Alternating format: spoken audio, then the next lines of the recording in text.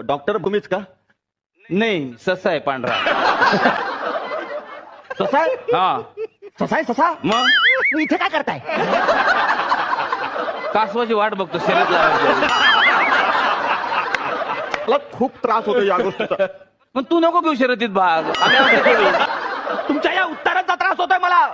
अहो डॉक्टर आहात ना तुम्ही, विनोद कसले करता? विनोद करत राहील मी, लक्षात ठेव. मी तर काय पाव भाजी करू का मी? आमलेट करू?